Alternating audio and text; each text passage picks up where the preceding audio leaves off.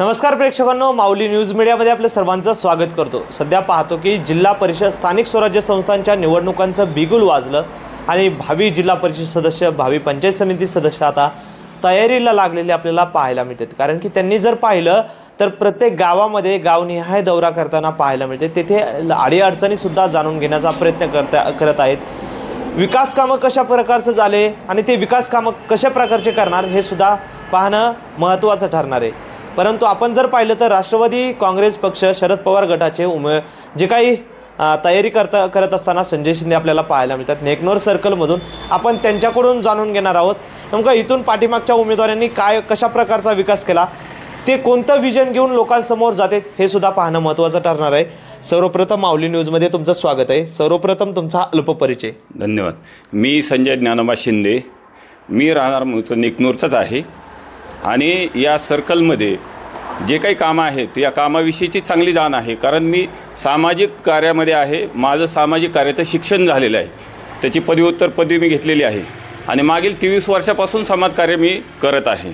मला या भागामधील खूप सारे प्रश्न दिसले, या प्रश्नावर मी काम करत आहे। सर्वात महत्त्वाचा शेतकऱ्यांचे प्रश्न येतं, त्यांना जे काही भाव मिळत नाही किंवा त्यांना जे काही अनुदान असतील हे प्रश्न तर आहेतच, यासोबत त्या गावामधील खूप सारे प्रश्न येतं जे आतापर्यंत सोडवलं गेलेले दिसत नाहीत। जसं की तिथं रस्त्याचे प्रश्न आहेत, त्याच्यानंतर पिण्याच्या पाण्याचे प्रश्न आहेत। काही गावामध्ये आता स्थलांतर झाले, जिथं की हे झाले तलाव झालेत आणि तलाव होऊन कुंभारी गाव आहे, कुंभारी गावात स्थलांतर झालं। त्या गावातील अंतर्गत मूलभूत सुविधा येतात, त्या मूलभूत सुविधा आणखीन व्यवस्थित झालेल्या नाहीत। म्हणजे पाणी असेल, रस्ते असेल, त्याच्यानंतर नाले असतील, व्यवस्थित तिथं जे काही ही आहेत घरं आहेत त्यांच्यासाठी लागणाऱ्या ज्या सुविधा ते झालेल्या नाहीत। मग आता ह्या सुविधासाठी जे काही मागलची कुणी असतील त्यांनी जे कामं केले नाहीत, पण आम्ही ते करणार आहोत। तसंच जर पाहिलं तर शेत रस्त्याचे काही प्रश्न आहेत, पांदन रस्त्याचे प्रश्न आहेत, ते आणखी सुटलेले नाहीत। त्याच्यानंतर पाण्याचे प्रश्न आहे, शेतीला पाणी आहे त्याचे प्रश्न सुटले नाहीत। आठवडी बाजाराचा प्रश्न आहे, आठवडी बाजाराचा वाट्याचा त्याचा प्रश्न आहे, खूप मोठा प्रश्न आहे, तोही सुटलेला नाही। मागं फक्त आश्वासन दिले गेले। आणि शिक्षणाचे आता एवढी मोठी शाळा आहे नेकनूरमध्ये, या शाळेचं बांधकामच नाही मागच्या पंचवार्षिकमध्ये किंवा मागच्या 10-15 वर्षामध्ये। पडायला झाली ही शाळा, कधी पडेल याची गॅरंटी नाही, तिथं मुलं नाहीत, इमारत नाही, दुसरी गोष्ट त्या ठिकाणी शिक्षक नाही। त्याच्यानंतर इथला D.EDचा प्रश्न आहे। म्हणजे हे स्थानिक नेकनूर आणि या परिसरातील सर्कलमधले असे भरपूर प्रश्न आहेत जे प्रश्न सोडवले गेलेले नाहीत। आता याचा अनुभव जर पाहितला तर आम्हाला या कामाचा अनुभव आहे। आम्ही सामाजिक कार्यकर्ते आहोत, आम्ही पदावर जरी या मागं नसलो तरी आम्हाला या कामाचा अनुभव आहे आणि आम्ही ते काम करत आलेलो आहोत। येथील जनतेला पण ते माहिती आहे, सर्वांना। आता जर पाहिलं तर तुम्ही राष्ट्रवादी शरदचंद्र पवार पक्षामध्ये आहात, काय तो अनेक जण दावे करतायत मलाच तिकीट मिळणार, मलाच उमेदवारी मिळणार। मग तुम्ही पक्षाकडे पाठपुरावा वगैरे केला का, उमेदवारी मागितली का तुम्ही पक्षाकडे? पक्षश्रेष्ठीकडे आम्ही उमेदवारी मागितलेली आहे। आता बरेच जण दावे करत आहात, मला तिकीट आहे, माझ्या हातात तिकीट आहे, माझ्या खिशात तिकीट आहे। आता आम्हाला कळत नाही की ह्यांच्या हातात खिशात कसं काय तिकीट आलं, मग ते पक्षातले बी आहेत का नाही हेही माहीत नाही कोणाला। काही जण तर असेच पक्षात बाहेरचे पण उगाचच लोकांजवळ वल्गना करतात की माझ्या हातातलं तिकीट आहे, माझ्या खिशात तिकीट आहे। आता कोणाच्या खिशात आणि कोणाच्या हातात तिकीट असतं का? पक्षश्रेष्ठी तिकीट देत असते, त्या वेळेला त्या निवडणुकीच्या वेळेस जे काही समिती आहे ते समिती एकत्रित येऊन विचार करून तिकीट देत असते आणि तिकीट हे निष्ठेला देते, ज्यांची निष्ठा आहे, ज्यांचं कार्य आहे आणि जे काम करू शकतात अशांना तिकीट दिलं जातं। जे की काम करणारे नेकीचे कोण आहे, जे आपल्यासोबत काम करतात, निस्वार्थीपणानं राहतात आणि चांगल्यापैकी त्यांचं पूर्वीचं पण कार्य आहे हे पक्ष पाहणारच आहे।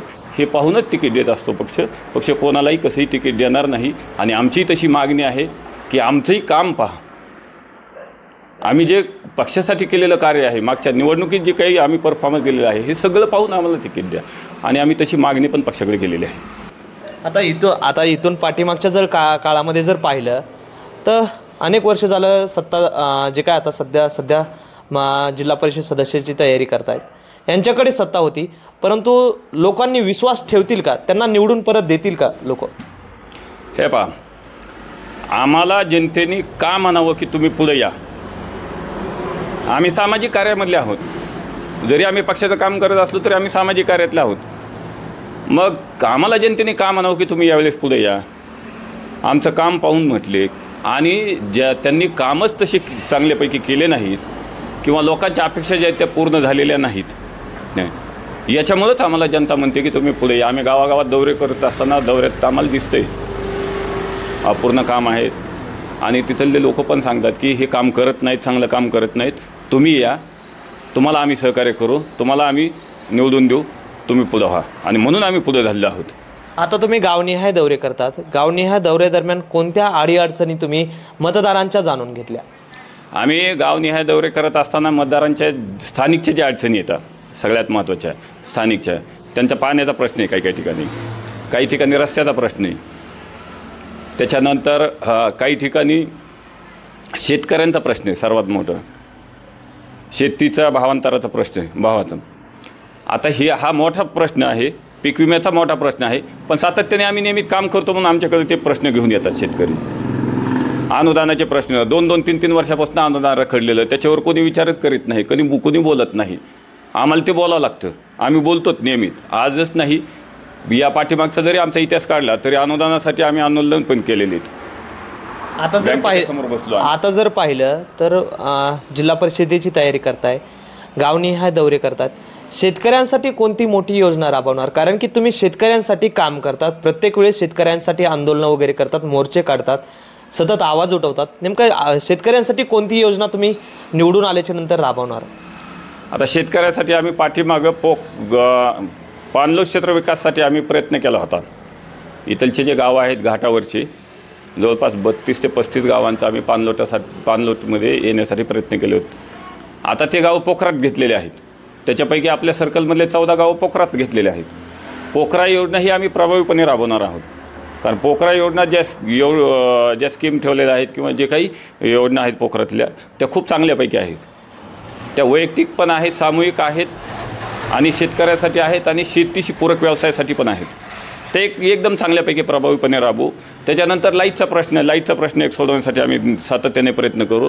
सोलारचं जे आहे, सोलार जास्तीत जास्त कसं शेतकऱ्यापर्यंत पोहोचेल त्याच्यासाठी आम्ही नियमितच हे आहे मार्गदर्शन आहे शेतकऱ्यांना. आम्ही बैठकीमध्ये त्याचे डिटेल्स सांगत असतो शेतकऱ्यांना त्या योजनेबद्दलचं.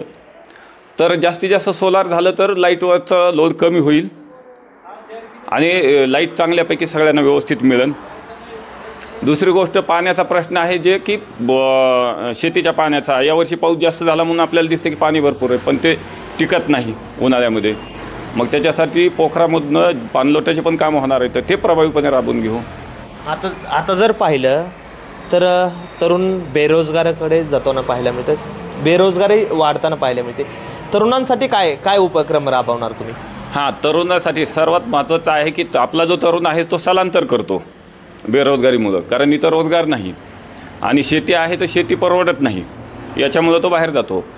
या ठिकाणी आपण जे काही शेती उत्पादक कंपन्या आहेत, शेतकरी उत्पादक कंपन्या, या कंपन्याला आपण चांगल्यापैकी एक सपोर्ट करू शकतो, पुढं घेऊन जाऊ शकतो. आमची पण स्वतःची एक शेतकरी उत्पादक कंपनी आहे. या कंपन्याच्या माध्यमातून छोटे मोठे उद्योग व्यवसाय आपण उभारू शकतो या भागामध्ये. आणि जे शेतीला पूरक आहेत, जे शेतीवर आधारित आहेत, शेतीच्या प्रक्रिया जर केलं तर त्याच्या मालाला पण भाव मिळेल. आता शेतकऱ्यांनाही काय सांगितलं जातं की शेतकऱ्यांना तुम्हीच उत्पादन काढा, तुम्हीच पिकवा आणि तुम्हीच विका, हे म्हटलं जातं. तर याच्यातला जो पार्ट आहे बेरोजगारांचा, तो पार्ट जर तिथं असेल किंवा त्यांनी शेतकऱ्यांनी उत्पादन पिकवलं आणि ते पिकवलेलं उत्पादन त्यांच्या मुलांनी त्याच्यावर प्रक्रिया करून बाजारात जर विकलं तर त्याला चांगल्यापैकी नफा मिळेल आणि त्या शेतकऱ्याचं कुटुंब चांगल्यापैकी सुधारू शकतं. त्याला गरज नाही बाहेर जायची. या भागामध्ये अशा शेतकरी उत्पादक कंपन्या आपण चांगल्यापैकी स्टँड करू शकतो. या सर्कलमध्ये काही अडचण येणार नाही आणि शासन पण सहकार्य करतं. त्याच्यासाठी शासनाच्या पण भरपूर काही योजना आहेत. आता जर पाहिलं तर तुमच्या समोरील उमेदवार कोण असणार आहेत, त्यांना नेमकं कशा प्रकारचं आव्हान असणार आहे? आमच्या समोरील उमेदवार जे आहेत ते कोण असतील, ते कोणी येऊ शकतील, काही सांगता येत नाही. शेवटच्या घडीला कोण येतील काही सांगता येत नाही. पण आम्ही तर आमचं चांगल्यापैकी काम करणार आहोत. आमचं पक्ष जो आहे तो पक्ष जे ठरविल त्या पद्धतीनं आम्ही जाणार आहोत. पक्षाच्या नियोजनानुसार आम्ही उतरणार आहोत आणि पक्षश्रेष्ठी हे नक्कीच आमची दखल घेतील अशी आम्हाला अपेक्षा आहे. नेमका माझा शेवटचा प्रश्न राहील तुम्हाला, मतदारांना नेमकं काय आव्हान असेल? नेकनूर सर्कलमधील मतदारांना काय आव्हान असेल? नेकनूर सर्कलमधील सगळ्या मतदारांना हे आव्हान आहे, मागचं झालं गेलं, पण आता इथून पुढं जर आपल्याला काही बदल करायचा असेल आणि बदल अपेक्षित असेल तर आमचं काम पहा, आमचे केलेलं कार्य पहा आणि आमची तळमळ पहा. हे पाहून आम्हाला तुम्ही सहकार्य करू शकता.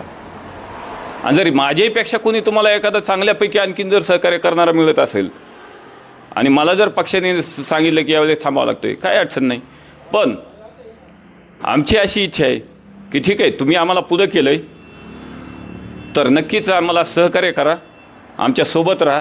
नक्कीच आपलं चांगल्यापैकी काम होईल आणि त्या कामाला यश येईल. नक्कीच धन्यवाद. तुम्हाला पुढील वाटचालीसाठी शुभेच्छा. आपण जर पाहिलं तर हे होते संजय शिंदे.